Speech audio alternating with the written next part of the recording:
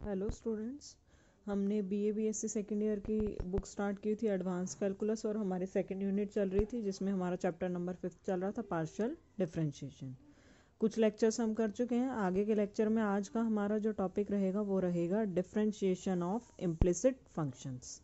अब इसके डिफरेंशिएशन से पहले हमें ये पता होना चाहिए कि इम्प्लिसिट फंक्शंस होते कौन से हैं।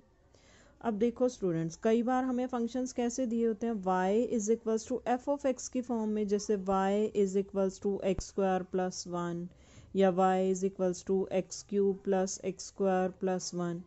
अब जब आपके पास इस फॉर्म में फंक्शन दिया हो जिसमें क्या हो कि आपका डिपेंडेंट वेरिएबल एक साइड हो बिल्कुल और इंडिपेंडेंट वेरिएबल एक साइड हो, मतलब यहाँ से अब क्या दिखाई दे रहा है कि y क्लियरली दिख रहा है कि y is a function of x। अब इस टाइप के जब भी फंक्शन होंगे तो वो फंक्शन कैसे होंगे, एक्सप्लिसिट फंक्शन। ठीक है। अब इम्प्लिसिट हमारे पास कौन से होंगे, जहां पे आपको क्लियरली दिखाई ना दे कि फंक्शन कौन सा वेरिएबल किसका फंक्शन है। मीन्स अगर आपको ऐसे दे दिया जाए F of x Y is equals to C और zero, C means any constant और ज़ीरो, मीन्स एक्स और वाई आप इजीली सेपरेट ना कर पाओ। मीन्स आपके पास इजीली इस फॉर्म में ना दिया हो कि आपका डिपेंडेंट वेरिएबल एक साइड पे सेपरेट हो गया और इंडिपेंडेंट वेरिएबल एक साइड पे अलग सेपरेट हो गया। जब आपका मिक्स फॉर्म में दिया हुआ हो फंक्शन, ये भी ऐसा ही है, y is a function of x here. ठीक है, लेकिन हमें किस फॉर्म में दिया हो वो इजीली सेपरेट ना हो, एक्सप्लिसिटली वो क्लियरली दिखाई ना दे कि y हमारे पास x का फंक्शन है। हमें मिक्स करके इक्वेशन दियो F of x Y is equals to C या फिर F of x Y is equals to zero की फॉर्म में। ठीक है, तो इम्प्लिसिट फंक्शन सबको समझ में आ गए होंगे कि किस टाइप के होते हैं। ये हमारे होते हैं इस टाइप के फंक्शन एक्सप्लिसिट, जहाँ पे आपका डिपेंडेंट वेरिएबल एक साइड अलग से आपको क्लियरली दिख रहा हो या आप सेपरेट कर पाओ और इंडिपेंडेंट वेरिएबल आपका अलग से दिखाई दे रहा हो। और इम्प्लिसिट में जब आपके मिक्स फॉर्म में आए हो, आप इजीली सेपरेट ना कर पाओ या सेपरेट किया हुआ हमें ना दिखाई दे रहा हो। ठीक है, अब इसमें आपको क्या करना है, डिफरेंशिएशन करना है इम्प्लिसिट फंक्शन का। आपको फंक्शन इम्प्लिसिट फंक्शन कैसा दिया हुआ है, F of x Y is equals to zero और F of x Y is equals to C. आपको क्या निकालना है, D Y by D X and D two Y by D x square. ये आपको डेरिवेशन का प्रूफ भी करना पड़ेगा फाइनल एग्जाम के लिए भी, और आगे जो भी इसमें फॉर्मूला आएगा वो आगे के एग्जाम्पल्स में यूज होगा। ठीक है, अब हमारे पास क्या है, F of x Y is equals to c be an implicit function, that is f of x Y is a function of two variables x and y. अब यहाँ देखने में तो यही लग रहा है ना, f is a function of two variable x and y, लेकिन रियल में ये क्या है, रियलिटी में क्या है, let y be a function of x so that f of x Y is composite function of x. ठीक है, y हमारे पास x का फंक्शन है और अगर f ऑफ एक्स वाई को देखने की बात करें तो ये कंपोजिट फंक्शन किसका है, x का है। अभी तो हमें f की फॉर्म में दे दिया ना, f की फॉर्म में हम क्या बोलेंगे, इन द एंड किसका फंक्शन है, ये x का कंपोजिट फंक्शन बोलेंगे। f पहले x और y का है और फाइनली जो है y हमारा x का फंक्शन बन रहा है, तो इम्प्लिसिट फंक्शन, इसको हम कंपोजिट फंक्शन बोल देंगे x वेरिएबल में। अब हम क्या करें, मुझे d Y by D x निकालना है, तो हम क्या कर रहे हैं, f का डेरिवेटिव पहले x के रिस्पेक्ट में कर रहे हैं। ठीक है, अब एफ ऑफ एक्स वाई का डेरिवेटिव x के रिस्पेक्ट में, क्योंकि अब ये एक ही वेरिएबल का कंपोजिट फंक्शन है तो हम ऑर्डिनरी डेरिवेटिव लेके चलेंगे डी बाय डी एक्स। अब पहले f किसका फंक्शन है, x का फंक्शन है, करली f बाय करली x, और x किसका है, साथ में क्या चलेगा, d x by D x. ठीक है, और f किसका फंक्शन है, y का भी है, करली f बाय करली y, और साथ में y का डेरिवेटिव x के रिस्पेक्ट में d y by D x. क्योंकि वो इम्प्लिसिट फंक्शन था तो वो कंबाइन फॉर्म में आपका चलेगा, x और y में कंबाइन इक्वेशन थी ना। अब ये चीज इन्होंने यहाँ पे क्यों लिखी कि but d by D x of f of x Y is equals to zero. इसका रीजन है, हमारे पास स्टार्टिंग में हमें फंक्शन किस फॉर्म में दिया हुआ है, F of x Y is equals to C और ज़ीरो। अगर कोई फंक्शन ज़ीरो के इक्वल है या कांस्टेंट के इक्वल है तो हमें पता है अगर मैं उसका डेरिवेटिव करूं किसी वेरिएबल के रिस्पेक्ट में तो वो क्या जाएगा, यहाँ पे अगर मैं दोनों तरफ D by D x apply कर दूं, डी बाई डी एक्स, किसी भी कांस्टेंट का डेरिवेटिव क्या होता है, ज़ीरो होता है। इसलिए हम यहाँ पे क्या बात कर रहे हैं कि d by D x of f of x Y is equals to zero. और ये वैल्यू हमने अभी निकाल लिया, इट मीन्स ये वाली वैल्यू को हम 0 के इक्वल रख सकते हैं, इसको हमने 0 के इक्वल रख दिया। ठीक है, अब यहाँ से मुझे फाइनली वैल्यू चाहिए किसकी, dy बाई डी एक्स की वैल्यू चाहिए। इसको मैं सेपरेट कर सकती हूँ इजीली, इधर जब ये जाएगा माइनस कर लिया बाई कर ली एक्स, और ये डिवाइड में चला जाएगा कर लिया बाई कर ली वाई। तो ये आपके पास फाइनल वैल्यू आ गई है किसकी, dy बाई डी एक्स की, provided F of Y means कर लिया बाय कर ली Y is not equals to 0, क्योंकि अगर ये 0 बन गया तो ये वैल्यू आपकी डिफाइन नहीं होगी, ये इनफाइनाइट बन जाएगी या अनडिफाइंड बन जाएगी। तो ये फॉर्मूला आपका आगे के क्वेश्चन में सीधे सीधे यूज होगा, और ये डिराइव करना भी आपको आ गया किस तरह से डिराइव हुआ है। ठीक है, अब सिंगल डेरिवेटिव मतलब फर्स्ट ऑर्डर डेरिवेटिव तो मैंने निकाल लिया, अब मुझे क्या निकालना है, सेकंड ऑर्डर डेरिवेटिव निकालना है। क्या करना पड़ेगा, अगर मैं इसी का डेरिवेटिव एक और बार कर लूँ विद रिस्पेक्ट टू एक्स तो मेरा आ जाएगा सेकंड डेरिवेटिव। अब 1 बाय 1 करेंगे, इसको इधर लेके चले गए, ये इसको लेफ्ट साइड बोल दिया, इसको राइट साइड बोल दिया, राइट साइड तो मेरी 0 ही रहेगी, और इस पूरे का derivative D by D X कर दिया, D by D x of कर लिया बाय कर ली एक्स, और D by D x of कर लिया बाय कर ली Y D Y by D x. ठीक है, अब यहाँ पे बहुत ध्यान से देखने की ज़रूरत है ये स्टेप्स, इसके बाद ये स्टेप कैसे आए। ठीक है, अब पहले देखो डेरिवेटिव किसका कर रहे हैं, कर ली एफ बाई कर ली एक्स का, एक तरह से एफ का ही डेरिवेटिव चल रहा है ना, और एफ हमारे पास किस किस का फंक्शन दिया हुआ है, एक्स और वाई का। अब जब इस पे पहले अप्लाई होगा, पहले तो इस पे पार्शियल डेरिवेटिव अप्लाई होगा, कर लिया बाय कर ली एक्स ऑलरेडी है, एक बार और कर दो तो कर ली 2f बाय कर ली एक्स स्क्वायर, और साथ में D x by D x, जैसे यहाँ पे हमने किया था कि कर लिया बाय कर ली X D x by D x. ठीक है, और अब f हमारे पास y का भी फंक्शन है, इट मीन्स इसका डेरिवेटिव पार्शियल डेरिवेटिव y के रिस्पेक्ट में भी जाएगा। पहले हमने पार्शियल डेरिवेटिव x के रिस्पेक्ट में किया और dx बाई डी एक्स किया, फिर इसी का partial derivative with respect to y करेंगे तो कर ली 2f बाई कर ली x, और y का डेरिवेटिव x के रिस्पेक्ट में dy बाई डी एक्स। ठीक है, ये सिर्फ इस टर्म का डेरिवेटिव आया इन दो टर्म्स की हेल्प से। ठीक है, अब इसका डेरिवेटिव करेंगे, इसका डेरिवेटिव कैसे करेंगे, कर ली एफ बाई कर ली वाई को हम प्रोडक्ट रूल लगेगा ना, एक ये फंक्शन है एक ये है, कर ली एफ बाई कर ली वाई को एज इट इज रखा, और इस पे d by D x apply करेंगे तो क्या आ जाएगा, d two Y by D x square. ठीक है, अब ये d Y by D x as it is रख दिया। अब इसका डेरिवेटिव, इसका ध्यान से देखना है, इसका हमने क्या लेना, टोटल डेरिवेटिव एक्स के रिस्पेक्ट में लेना है ना, तो ये किस किस का फंक्शन है, ये फंक्शन है एक्स और वाई दोनों का। तो पहले इसका पार्शियल डेरिवेटिव होगा एक्स के रिस्पेक्ट में, वाई के रिस्पेक्ट में ऑलरेडी डेरिवेटिव होया हुआ है, जब एक्स के रिस्पेक्ट में करोगे तो क्या आएगा, कर ली 2f बाई कर ली एक्स कर ली वाई, और साथ में एक्स का एक्स के रिस्पेक्ट में D x by D x. फिर इसका एक्स के रिस्पेक्ट में तो हो गया, अब ये वाई का भी फंक्शन है, तो इसका मतलब इस पूरे का फिर पार्शियल डेरिवेटिव वाई के रिस्पेक्ट में कर ली 2f बाई कर ली वाई स्क्वायर आ जाएगा, और y आगे किसका फंक्शन है, x का है, y का डेरिवेटिव x के रिस्पेक्ट में dy बाई डी एक्स, जैसे यहाँ x का x के रिस्पेक्ट में किया, यहाँ y का x के रिस्पेक्ट में। ठीक है, अब अगर आपको ये स्टेप्स यहाँ से यहाँ पहुँचने का स्टेप समझ में आ गया है तो आगे कोई दिक्कत नहीं रहेगी, आगे बिल्कुल सिंपल है। मेन चीज़ ये थी समझने की ये डेरिवेटिव कैसे लिया हुआ। ठीक है, आगे तो बस कैलकुलेशन अंदर मल्टीप्लाई करके लेके चले गए हैं, सिंपल कैलकुलेशन है, मुझे कैलकुलेशन मुझे नहीं लगता बताने की ज़रूरत है, यहाँ तक आपका इजीली आ जाएगा। अब d Y by D x अभी मैंने निकाला किसके इक्वल था, minus f x by f y, D Y by D x जहाँ जहाँ है यहाँ है यहाँ है, इसकी वैल्यू पुट कर देते हैं। हमारे पास अब ये क्लियरली दिखाई दे रहा है ना, ये चीज़ अलग से है पड़ी हुई साइड पे। ठीक है, इसको भी कैसे क्लियर करेंगे, अब एलसीएम ले सकते हैं। एलसीएम क्या आएगा, इधर से एफ वाई स्क्वायर है इधर से एफ वाई, हम क्या कर रहे हैं एफ वाई क्यूब एलसीएम ले लेते हैं, 2 पावर यहाँ 1 पावर यहाँ, एफ वाई क्यूब मैंने एलसीएम ले लिया, तो यहाँ सिंप्लीफाई करके जब करोगे तो ये डिनोमिनेटर इधर क्रॉस मल्टीप्लाई होके इक्वल टू 0 चल रहा है ना, इधर जाके 0 में मर्ज हो जाएगा, तो इसलिए हम क्या कर रहे हैं एफ वाई स्क्वायर से जब ऑब्वियसली जब आप एफ वाई क्यूब एलसीएम लोगे एक तरह से, तो यहाँ से तो वैसे ये स्टेप याद रखने की बजाय आप सीधा यही चीज़ याद रखो इसमें, क्योंकि किस एकदम आपको कैसे याद रहेगा कि इससे मल्टीप्लाई करना है। ये याद रख लो कि एक नीचे एफ वाई स्क्वायर था एक एफ वाई था, तो हमने एफ वाई क्यूब को एलसीएम ले लिया। ठीक है, या ये लगा लो एफ वाई स्क्वायर को ले लिया, जिस भी तरीके से लिए, जो कैंसिल आउट होता होगा कॉमन होके उसको फिर कैंसिल कर देना। ठीक है, एफ वाई क्यूब नहीं एफ वाई स्क्वायर आएगा एलसीएम तो, क्योंकि हाईएस्ट पावर 2 है ना।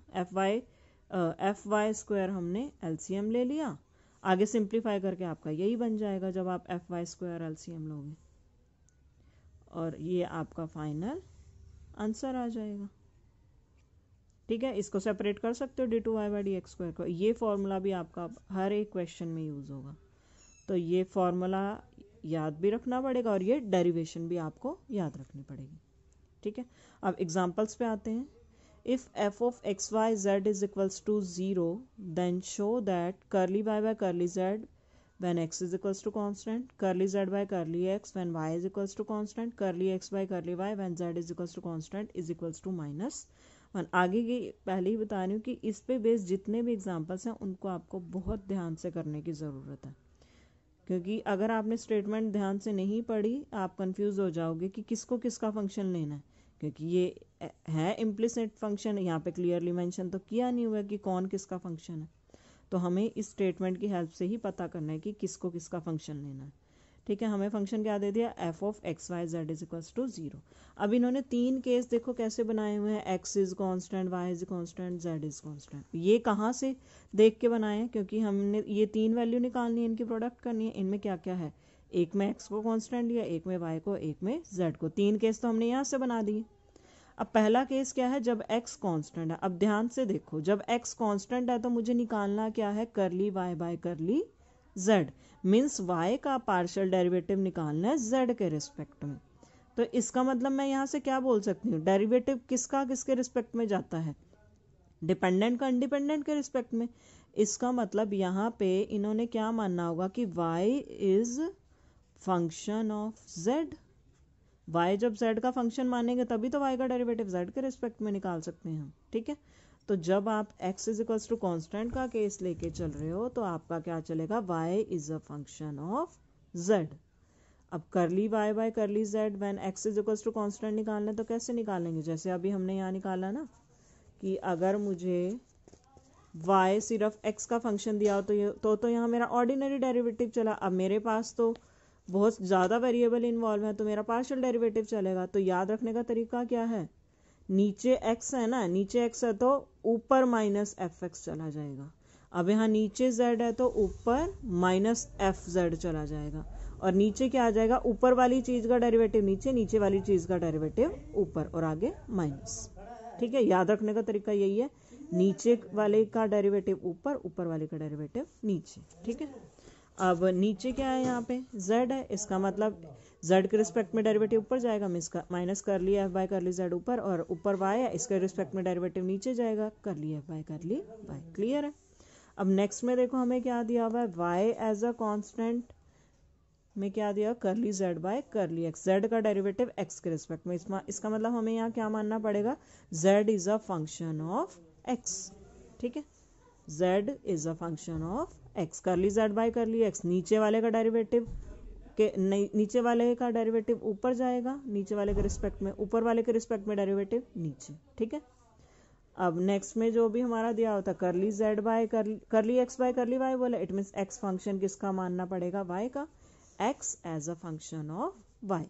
नीचे वाले के रिस्पेक्ट में डेरिवेटिव ऊपर और ऊपर वाले के रिस्पेक्ट में डेरिवेटिव नीचे। अब करना क्या था, इन तीनों की प्रोडक्ट करनी थी, प्रोडक्ट कर दो। हमारे पास ये क्या आ जाएगा, जब इन तीनों की प्रोडक्ट करोगे, कर लिया f बाय कर ली z से, ये सारे आपस में कैंसिल हो जाएंगे और हमारे पास बचेगा क्या, 3 टाइम माइनस है तो 3 time minus means minus of 1। Clear होगा बिल्कुल सारा कुछ। हमें स्टेटमेंट को अगर आपने ध्यान से पढ़ लिया, समझ लिया तो आपका क्वेश्चन हो गया, लेकिन अगर स्टेटमेंट ही समझ में नहीं आई फिर नहीं हो सकता क्वेश्चन। ठीक है, नेक्स्ट क्वेश्चन देखते हैं। शो दैट करली f bye curly y curly phi by curly z dz by dx is equals to curly f by curly x curly phi by curly y where f of xy is equals to 0 phi zy is equals to 0। Implicit function दे दिया ना हमें। अब हमें hint कहाँ से लेना है, यहीं से लेना है। अब यहाँ पे टोटल डेरिवेटिव अगर आप देखने बैठो तो किसका दिखाई दे रहा है, dz by dx, dz by dx। अब यहाँ से इसका मतलब क्या दिख रहा है कि z कहीं ना कहीं हमारे पास x का फंक्शन बनेगा। अब मैं यहाँ से अगर कनेक्शन निकालने बैठूँ, phi z y is equals to 0 का क्या मीनिंग, मैं यहाँ से अब अंदाज़ा लगा रही हूँ ना, z का डेरिवेटिव x के रिस्पेक्ट में, इट मीन्स z यहाँ पे फंक्शन है किसका, z is function of y, ठीक है। और यहाँ पे क्या है, नीचे टोटल डेरिवेटिव किसके रिस्पेक्ट में गया हुआ है, x के रिस्पेक्ट में। इसका मतलब यहाँ पे x का फंक्शन बनेगा कौन, y is implicit function of x। अब यहाँ से क्लियर बनेगा ना, z y का फंक्शन और y x का फंक्शन। तो यहाँ से बोल सकते हैं कि z क्या है हमारे पास, कंपोजिट फंक्शन है किसका, x का, ठीक है। तभी तो dz बाई dx निकाल पाएंगे। अब कंफ्यूज होने की ज़रूरत नहीं है, क्योंकि अगर आप पहले ये चीज़ देखने बैठोगे तो आप वैसे ही कंफ्यूज हो जाओगे। इसलिए सबसे पहले स्टार्टिंग हमें कहाँ से करनी है, ये टोटल डेरिवेटिव मुझे ये दिखाई दे रहा है ना, बस मुझे फोकस पहले इस पे रखना है, dz बाई dx। dz से मैंने क्या हिंट लिया कि z किसी ना किसी चीज़ का फंक्शन है, तो यहाँ z वाली इक्वेशन कौन सी है, ये वाली है, z किसका फंक्शन है, y का। और dx से मैंने क्या लिया कि x फंक्शन, x का फंक्शन है कोई। अब यहाँ पे x का फंक्शन कौन बनेगा, y बनेगा। तो यहाँ से z बन गया y का फंक्शन, y बन गया x का फंक्शन, तो z कंपोजिट फंक्शन बन गया किसका, x का। अब सबसे क्लियर मुझे क्या दिखाई दे रहा है कि मैं dz बाई dx निकाल सकती हूँ अगर मैं चेन रूल अप्लाई करूँ। z फंक्शन है y का, y फंक्शन है x का, तो मैं चेन रूल निकाल सकती हूँ ना, लगा सकती हूँ। dz बाई dx कैसे निकलेगा, z पहले y का function, dz by dy, y किसका फंक्शन, x का, dy बाई dx। अब अगर मेरा dz बाई dx इसके इक्वल है, अब मेरी रिक्वायरमेंट है कि मैं इसे निकाल लूँ और इसे निकालूँ, क्योंकि अगर आप पहले इसे निकालने लग जाओगे तो आप तो इतने कंफ्यूज हो जाओगे, आपको पता ही नहीं चलेगा कि ये चीज़ मैंने कैलकुलेट ही क्यों की है। इसलिए स्टार्ट ही यहाँ से करो ताकि आपको रीज़न पता चले कि अब मुझे ये रिक्वायरमेंट है ना, अब मैं ये कैलकुलेट करूँ। अब dz बाई dy निकाल सकते हो, अभी हमने पढ़ा था ना इम्प्लिसिट। अब यहाँ इम्प्लिसिट फंक्शन वाली डेफिनेशन चलेगी, यहाँ पहले कंपोजिट फंक्शन की डेफिनेशन चली और यहाँ इम्प्लिसिट की चलेगी अब, ठीक है। dz बाई dy नीचे वाले के रिस्पेक्ट में डेरिवेटिव ऊपर जाएगा, मीन्स अब z और y का कनेक्शन फाई से है तो करली फाई बाय करली y, और ऊपर वाले के रिस्पेक्ट में डेरिवेटिव नीचे जाएगा, करली फाई बाय करली z, और साथ में आगे माइनस, वही निकाला हुआ है ना, देखो minus curly phi by curly y, curly phi by curly z। ऐसे ही dy बाई dx में क्या होगा, नीचे वाले के रिस्पेक्ट में डेरिवेटिव ऊपर, मीन्स ऊपर जाएगा करली f बाय करली x, और इसमें dy ऊपर वाले के रिस्पेक्ट में डेरिवेटिव नीचे, करली f bye curly y, minus आगे आ गया। अब मेरे पास इसकी वैल्यू भी आ गई, इसकी वैल्यू भी आ गई है, ये सारी वैल्यू पुट कर देते हैं इसके अंदर। सारा आपका स्टेटमेंट का खेल है, सारा स्टेटमेंट आपको समझ में आ गई। स्टेप बाय स्टेप, बिल्कुल सीधे स्टेप से चलते जाओ तो कोई दिक्कत नहीं आने वाली आपको। सारी वैल्यू इसमें पुट करो, कुछ कैंसिल होता है तो कैंसिल कर दो, क्रॉस मल्टीप्लाई कर दो, ये दोनों टर्म इधर चली जाएंगी और ये दोनों टर्म इधर ही रह जाएंगी। तो आपको प्रूव क्या करना था, यही करना था, बिल्कुल सिंपल, 1 मिनट का भी काम नहीं था, हो गया ये क्वेश्चन, ठीक है। नेक्स्ट क्वेश्चन अब हम देखते हैं, show that at the point of contact where the curves f of xy is equals to 0 and phi of xy is equals to 0 touch curly f by curly x, curly phi by curly y minus curly f by curly y, curly phi by curly x is equals to 0। क्या कहना चाह रहे हैं, दो curves हैं हमारे पास, एक ये और एक ये। जैसे मान लो एक ये f कर्व होगी हमारे पास, ये फाई कर्व होगी। क्या कह रहे हैं कि ये दोनों किसी ना किसी पॉइंट पे आपस में कॉन्टैक्ट करती हैं, एक पॉइंट पे कांटेक्ट कर रही है, उस पॉइंट पे हमें प्रूव करना है कि ये रिलेशन होल्ड करेगा, ठीक है। दो कर्व किसी ना किसी पॉइंट पे कांटेक्ट कर रही हैं आपस में, और उस पॉइंट ऑफ कांटेक्ट पे ये रिलेशन होल्ड कर रही है, ठीक है। अब देखो f of x Y is equals to 0, तो यहाँ से क्या है, y is implicit function of x, तो dy बाई dx मैं निकाल सकती हूँ यहाँ से, ठीक है। यहाँ पे एकदम आपको स्टेटमेंट से हिंट नहीं मिलेगा, यहाँ पे आपको अपने हिसाब से चलना पड़ेगा। dy बाई डी एक्स नीचे वाले के रिस्पेक्ट में डेरिवेटिव ऊपर, ऊपर वाले के रिस्पेक्ट में डेरिवेटिव नीचे, curly phi by curly phi y by phi of x Y is equals to 0। Y क्या है, इम्प्लिसिट फंक्शन है एक्स का, यहाँ पे भी dy बाई डी एक्स निकाल सकते हैं सेम उसी पैटर्न से। अब एक चीज़ देखो, ये भी dy बाई डी एक्स है, ये भी dy बाई डी एक्स है, ये f कर्व के अलोंग निकाला, ये हमने फाई कर्व के अलोंग निकाला। अगर फाई और f कर्व इस कॉमन पॉइंट पे इक्वल है आपस में, तो इसका मतलब इनके डेरिवेटिव भी इस कॉमन पॉइंट पे इक्वल जाएंगे। डेरिवेटिव क्या है, एक का डिवाई बाई डी एक्स, दूसरे का भी डिवाई बाई डी एक्स, इसका मतलब ये दोनों डेरिवेटिव आपस में इक्वल है, इन दोनों को आपस में इक्वल कर देते हैं, कर दिया इक्वल। ठीक है, इक्वल जब हमने कर दिया, क्रॉस मल्टीप्लाई करके सिंप्लीफाई करो, आ गया ये आपका रिजल्ट जो आपको प्रूव करना था। बस ध्यान इसमें क्या रखना है कि एक पॉइंट पे आपस में कांटेक्ट में ज़रूर है दोनों कर्व, जिस पॉइंट पे अब ये कांटेक्ट में है उसी पॉइंट पे उनके डेरिवेटिव भी कांटेक्ट में रहेंगे। ठीक है, जिस पॉइंट पे ये दोनों कर्व आपस में इक्वल हैं उसी पॉइंट पे इनके डेरिवेटिव भी आपस में इक्वल जाएंगे। तो आ गया हमारा रिजल्ट, बिल्कुल सिंपल था। नेक्स्ट क्वेश्चन देखते हैं। If y cube minus 3ax square plus x cube is equals to 0, then prove that d2y by dx square plus 2a square x square by y cube is equals to 0. अब इसका मतलब y implicit function है, x का आपको double derivative निकालना है। ठीक है, इसको हमने नाम दे दिया f of x Y is equals to 0 की फॉर्म में। अब ये चीज़ में कंफ्यूज होने की ज़रूरत नहीं है कि पहले ये क्यों निकाल रखा है, हमने अभी डिराइव किया d two Y by D x के, इसके इक्वल होता है। अब देखो हमारी रिक्वायरमेंट क्या, पहले फॉर्मूला लिखो। अब क्या चाहिए, एफ एक्स चाहिए, एफ वाई चाहिए, एफ एक्स वाई चाहिए, f y y, f x x, ये सब चाहिए। अब निकाल लो। अब हमारे पास एफ है ही है, partial derivative with respect to x y, x x y y, x y निकाल ही सकते हो सारे, निकाल लो। करना कुछ नहीं है, मुझे नहीं लगता मेरा इसमें करवाने का कुछ काम होगा, यहाँ तक करने में किसी को कोई दिक्कत नहीं आने वाली। सिर्फ वैल्यू पुट की है, मल्टीप्लाई किया, ऐड किया, सब्ट्रैक्ट किया। ठीक है, अब इसके बाद इन्होंने क्या कहा कि y क्यूब की वैल्यू पुट कर दो ये, क्योंकि ये क्यों पुट की, क्योंकि हमारे पास रिलेशन क्या दिया है, y cube minus 3x square plus x cube is equals to 0। आपके पास दो तरीके हैं, आप दोनों अप्लाई कर सकते हो। कि आपके पास सबसे पहले आपने क्या किया, इसकी वैल्यू निकाल ली, अब इसकी वैल्यू में ये ऐड कर दो, आपका ऑटोमेटिकली 0 आ जाएगा। ठीक है, अगर इसकी वैल्यू में ये ऐड कर दोगे आपका ऑटोमेटिकली 0 आ जाएगा। अदरवाइज आप ये फॉलो करना चाहते हो तो ये कर दो कि वाई क्यूब जहाँ जहाँ है उसकी वैल्यू पुट कर दो और आपके पास ये आ जाएगा। ठीक है, अब इसको लेफ्ट साइड में लेके जा सकते, इसको जैसे ही लेफ्ट साइड में लेके चले गए तो आपके पास वही रिलेशन बन गया जो आपको प्रूव करना था। सिंपल है बिल्कुल, कोई ऐसे दिक्कत नहीं आने वाली। नेक्स्ट क्वेश्चन देखते हैं। If A B C are angles of a triangle such that sine square A plus sine square B plus sine square C is equals to constant, then you have to prove this relation. ठीक है, अब ए B सी एक triangle के angles दिए हैं, triangle के angles के बारे में हम क्या जानते हैं, सबसे सिंपल बात हमें पता है कि ट्राइंगल के एंगल्स का सम पाई के इक्वल होता है या 180 डिग्री के इक्वल होता है। तो लिख सकते हैं A plus B plus C is equals to pi. और क्या दिया हुआ है कि ये this is equals to constant, वो कॉन्स्टेंट को हमने नाम दे दिया के।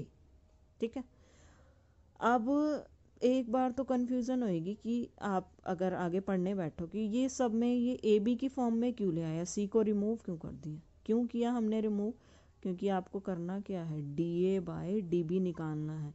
इसका मतलब कुछ भी करके आपको ए को इम्प्लिसिट फंक्शन बनाना है बी का। ए जब इम्प्लिसिट फंक्शन बी का बनेगा तभी तो आप d A by d B निकाल पाओगे। इट मीन्स आपको सी को रिमूव करना पड़ेगा थोड़ी देर के लिए। सी को हमने रिमूव कर दिया, अब मेरा पूरी इक्वेशन मेरे पास ए बी की फॉर्म में आ गई ना, तो मैंने इसको क्या नाम दे दिया, एफ ऑफ ए बी। अब यहाँ से दिखाई दे रहा है कि A is implicit function of B. ये भी मैं इसी की हेल्प से मैं एज्यूम कर पा रही हूँ कि ऐसा होगा, क्योंकि मुझे d A by d B निकालना है। अब एफ ऑफ ए बी आ गया, d A by d B का हमारे पास है ही है, फॉर्मूला निकाल लेते हैं। D A by d B का क्या मीनिंग है, पहले तो इस पे आ जाते हैं, इस पे जाने से पहले इधर आते हैं। ऊपर वाले के रिस्पेक्ट में डेरिवेटिव नीचे, नीचे वाले के रिस्पेक्ट में डेरिवेटिव ऊपर, कर लिया बाय कर ली बी माइनस आगे लग गया और कर लिया बाय कर ली ए।